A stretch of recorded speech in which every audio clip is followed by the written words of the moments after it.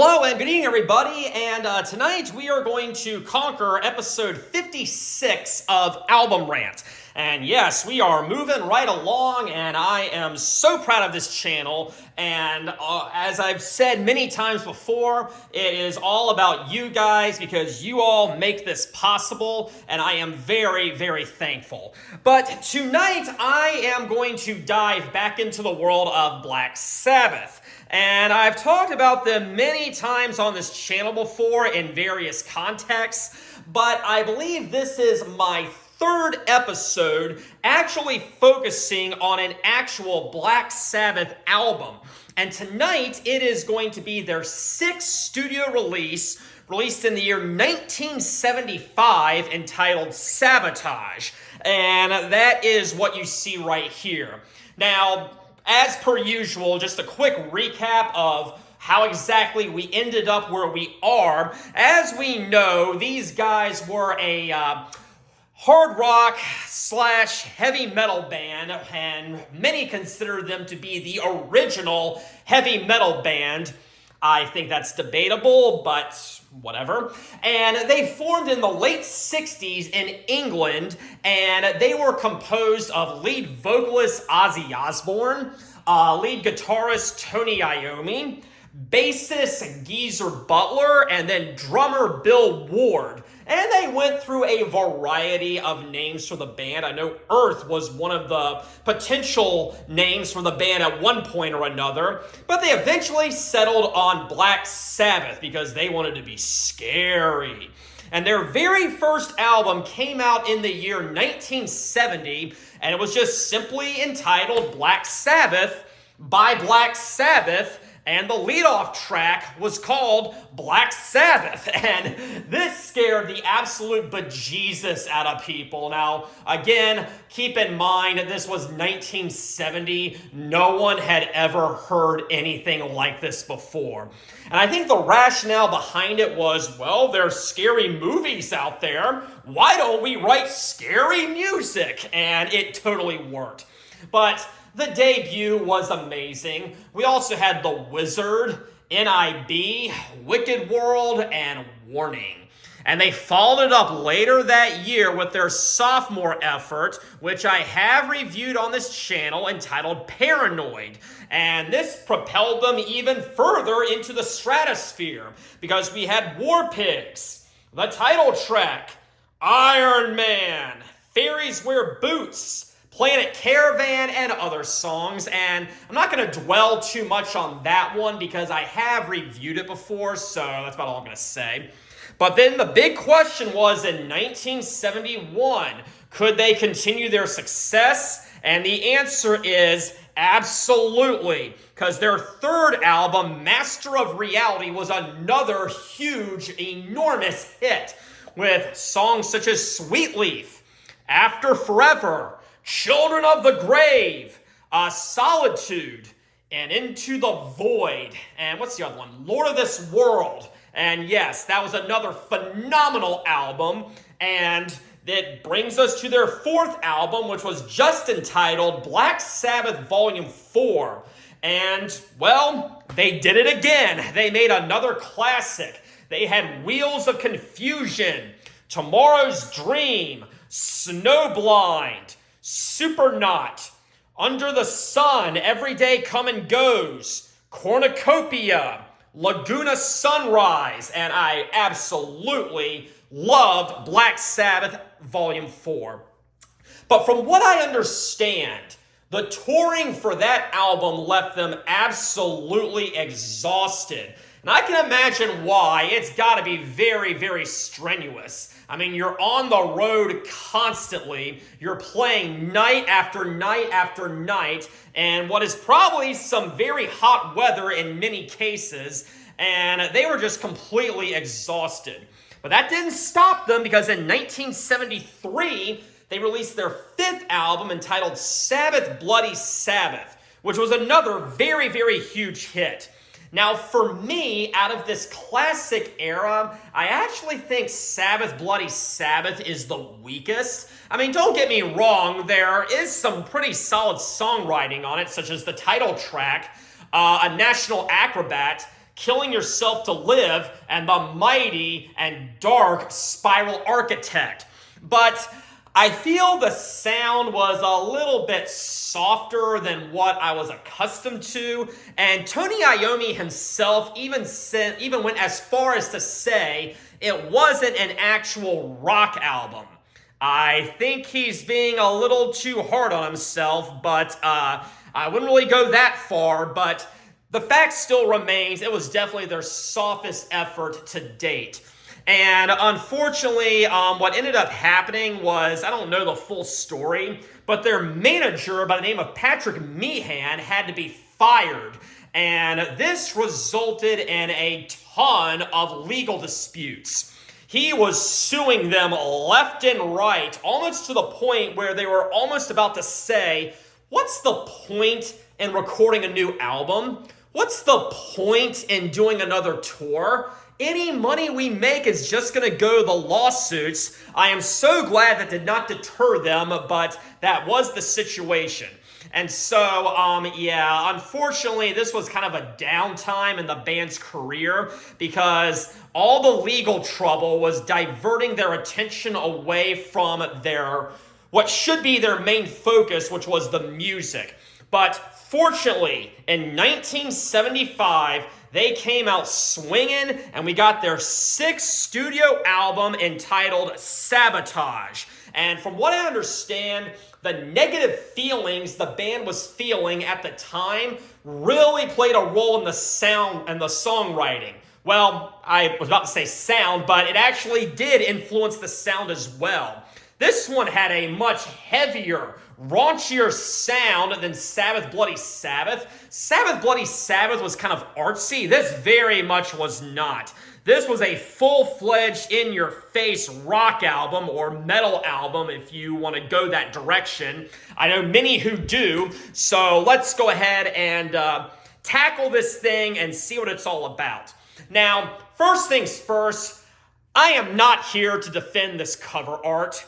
Apparently the band was supposed to show up wearing all black, and apparently they didn't follow through on that very well, so that's red flag number 1. Now, Tony and Geezer over here, they look pretty good. I mean, I have no complaints there. But I do not know why Ozzy is wearing a kimono. I do not know why Bill Ward is wearing his wife's tight pants. Apparently he showed up very much under the influence, so I don't think he was thinking very rationally, but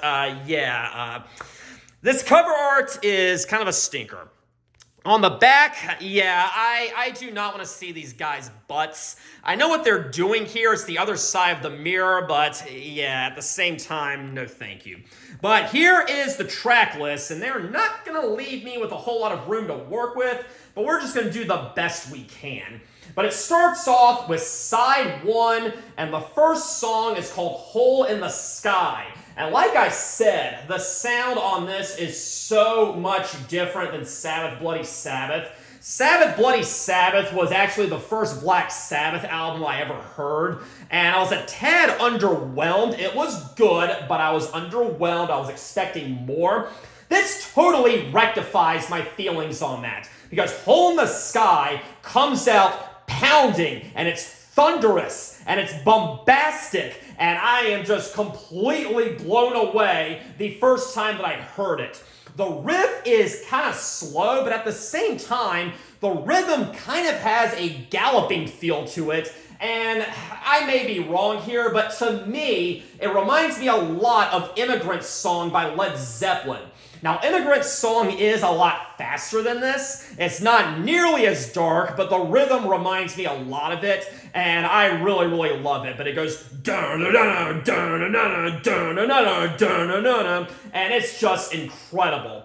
Ozzy is on full point here. His vocal style is so much more aggressive than what it had been on the previous album. And like I said, the negative feelings he was feeling towards all these lawsuits at the time played a role in this. But anyways, Hole in the Sky, it's got some lyrics that would make you think that the hole in the sky is a pathway to heaven. It's the portal from this world to the next. Some have said it's about cosmic travel or apocalyptic warfare, which I can totally see if you don't know the full story behind this. But Geezer Butler has gone on record and he said it's about pollution. So yeah, we have that. Geezer Butler wrote the majority of the lyrics back then, and so I'm going to go ahead and believe him. It's just a simple song about save the planet, clean up after yourself, and do not pollute the earth. I guess the hole in the sky is the hole in the ozone layer. Okay, fine.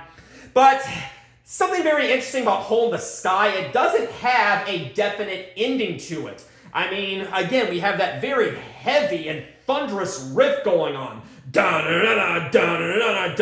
it just stops. It just stops completely, and then it segues. Well, actually, it doesn't even segue. It just goes right into the next song, Don't Start Too Late. Now, I am pretty sure I want to say that every Sabbath album at this point, yes, I am correct, has an instrumental on it, and this is the instrumental for Sabotage. It's very short, only about 45 seconds or so, give or take or so, maybe a little bit longer than that. But it's just a little acoustic guitar doodle. So obviously Tony Iommi is the only one who plays on this. Apparently, it's a jab at their tape operator who got very, very annoyed with the band throughout their tenure because they would always start before he was ready. Like before he was ready to turn on the equipment and start the recording, they would already be playing, and he apparently had to tell them, wait, hold on, slow down, I'm not ready here yet. You know, we gotta stick together here. And so apparently it's them telling the guy, don't start too late. I get it. But just like Hole in the Sky, there is no definite end to this song or guitar instrumental. It goes straight into the next song, Symptom of the Universe. And guys, I'm gonna go ahead and say this right now. I love Symptom of the Universe. Again, it's heavy, but it's also fast. And man, that rhythm is awesome. Da da da da da da da da da da da da da da. It's amazing.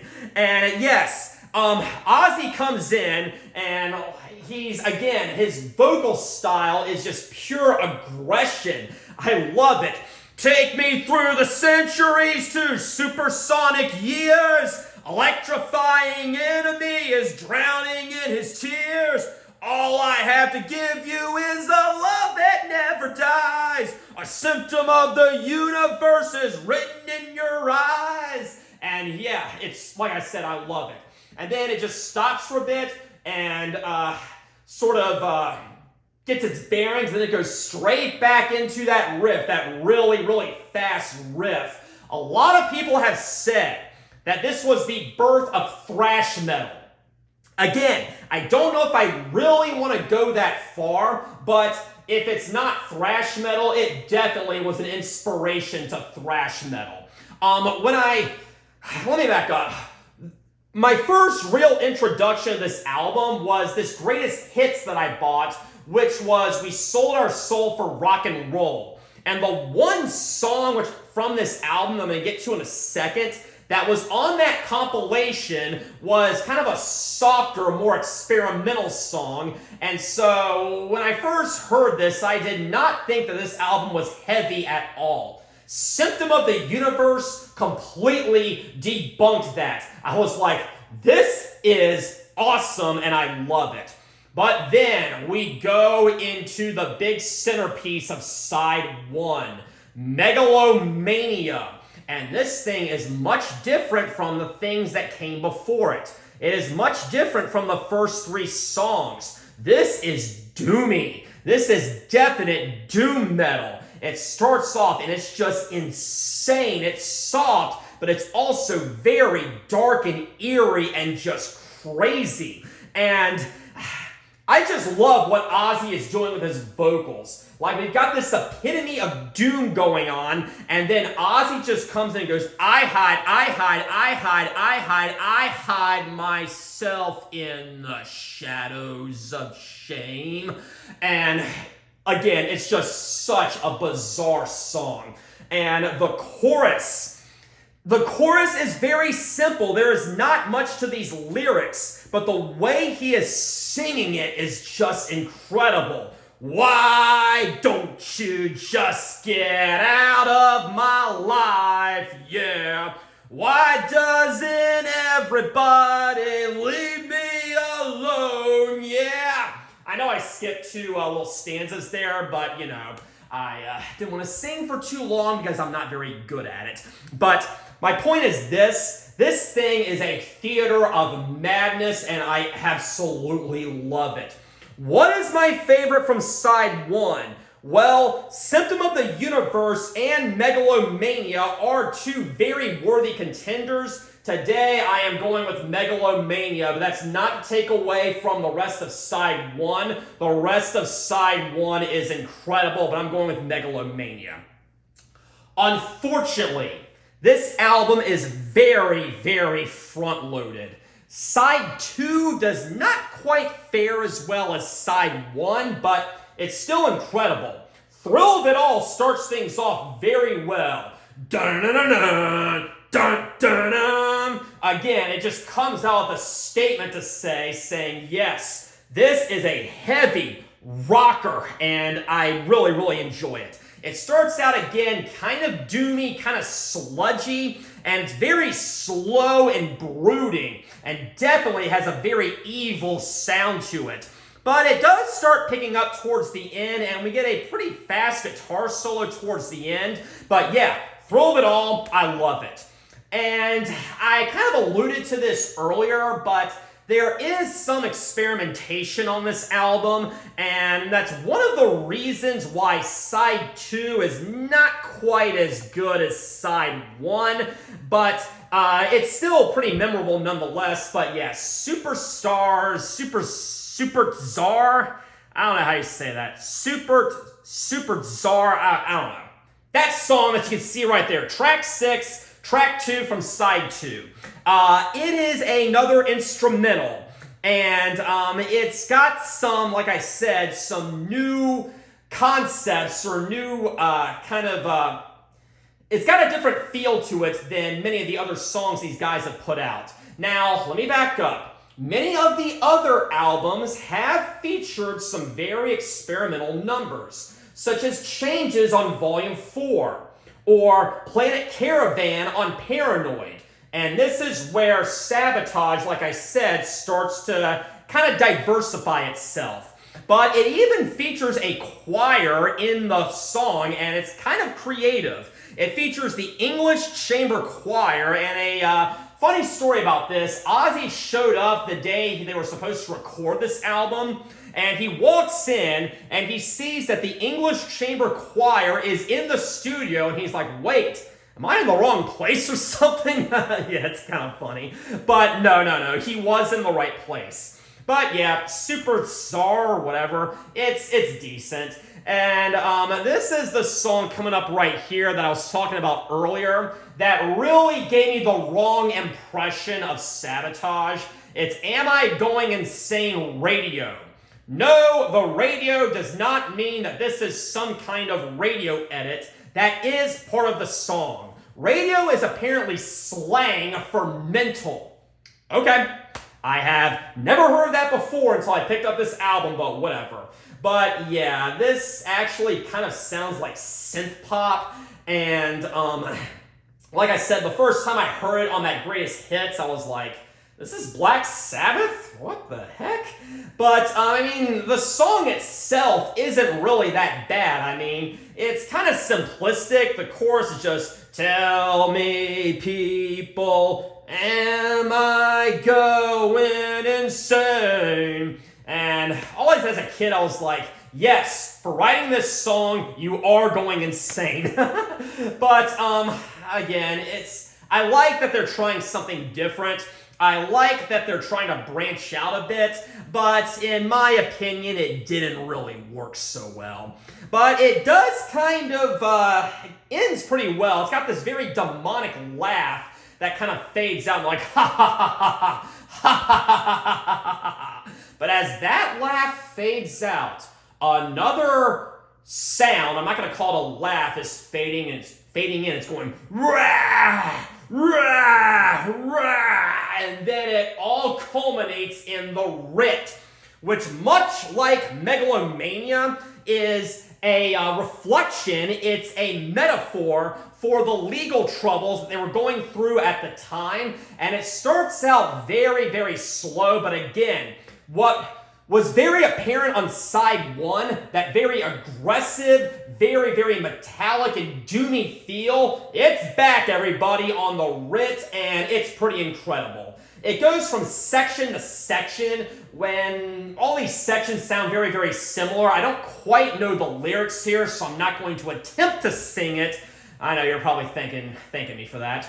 But again, the sections are pretty good and it's pretty slow. But again, it does have some diversity on it because there are some acoustic sections later on in the song, and they kind of have a big contrast going here. They'll go from something that's very dark and doomy to something that's very soft and acoustic, and it's very, very interesting, I'll say that. But yes, The Writ is a great song, and it is certainly the strongest song from side number 2, and I love it. Now, I talked about this on a previous episode. Earlier, I was doing a face-off episode between Black Sabbath and Led Zeppelin, and the round was round 6. It was Physical Graffiti by Led Zeppelin versus Sabotage by Black Sabbath. And I have done an album rant on Physical Graffiti, by the way. And I left that episode thinking, did I really make the right choice? Do I really think that Sabotage is better than Physical Graffiti? Well, I'm here to say, yes, I stand by that. Sabotage is a great Black Sabbath album, and I highly recommend it. And unfortunately, this would really be the end of an era because the band kind of started to fall apart in the late 70s. They were revived in the early 80s, but the late 70s really was not a good time for these guys. And Sabotage was their last true moment of greatness in the 70s with this lineup, in my opinion. But yes, I definitely think that you should check out this album. Anyways, next week's episode will be for those about to rock and roll over. But until then, have a very pleasant evening.